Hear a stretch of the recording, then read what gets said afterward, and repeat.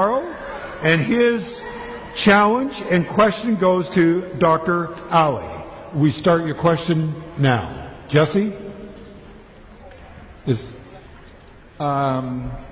Shabir, by what means do you use to measure the truth of your absolute worldviews over those of Christians, Hindus, Sikhs, Jews, atheists, etc.? If your account of reality is closer to the truth than either Dr. Costa's or mine and everyone else in the world who are not Muslim, where is your reality measuring stick which would convince all of us here tonight that what you are saying is absolutely true?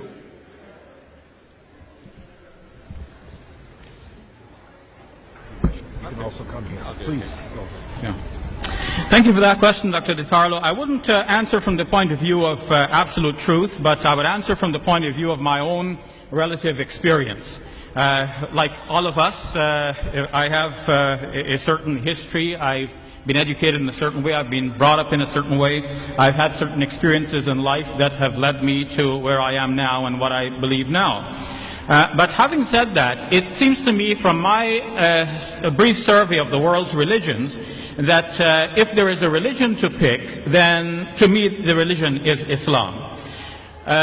Going outside of the religious sphere and to think about atheism and other non-beliefs that are out there, or non-theistic beliefs that are out there, again I believe that Islam makes sense. Some of the problems Dr. DiCarlo mentioned here today with regards to belief in God, knowledge of God and His omnipotence, His benevolence and so on, I do not see these to be problems in the Islamic conception of faith in God.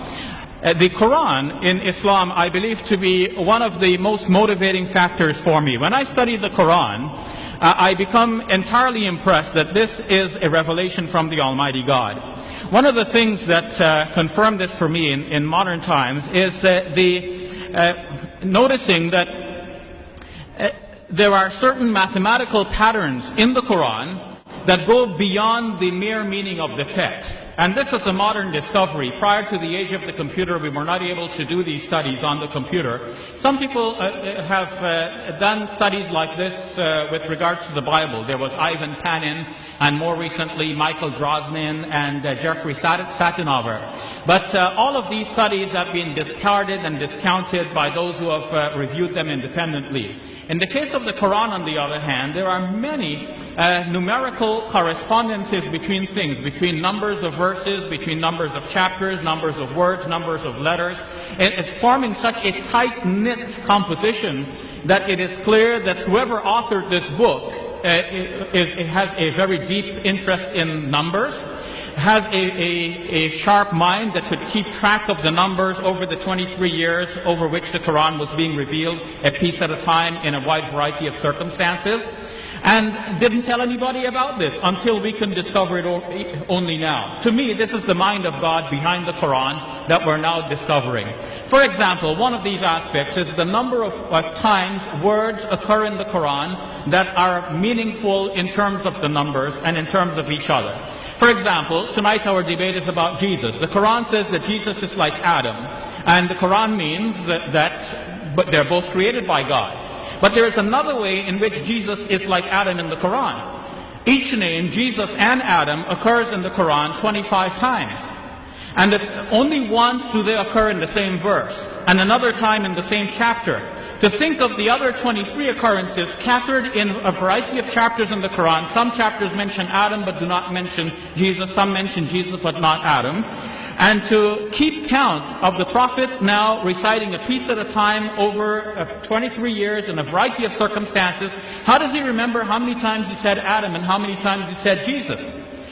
More than this, the Quran mentions man, rajul, 24 times, and imra, a woman, also 24 times. The Quran mentions Satan, an angel. Satan 68 times, angel 68 times as well. The Quran contrasts this life with the life hereafter. dunya in the Quran occurs 115 times. Akhirah, the life hereafter, also 115 times. What accounts for this phenomenon? What are the chances that you pick up a book, any book, and you ask yourself, how many times does this book mention the word day? Now, any book will tell you that there are 365 and a quarter days in a year. Now, and every child almost knows that. But what are the chances that the book mentions the word day exactly 365 times? The chance is very remote. The Quran does precisely that. If one were to count the word yawm in Arabic without any suffixes in the Quran, it occurs exactly 365 times. This is one part of a larger phenomenon in which we see that the Quran measures things. Things are measured in the Quran, and the Quran actually draws attention to this. The last verse of the 72nd chapter says that God has measured everything numerically. No one realized at the time that this was actually about the Quran as well. In fact, there are things in the Quran that are measured numerically, and we're only discovering that now. As Adam Smith said in the world of economics, there is an invisible hand guiding everything. To me, there is the invisible hand of God and the mind of God guiding the revelation and the eventual compilation of the Quran as we have it now. Thank you very much.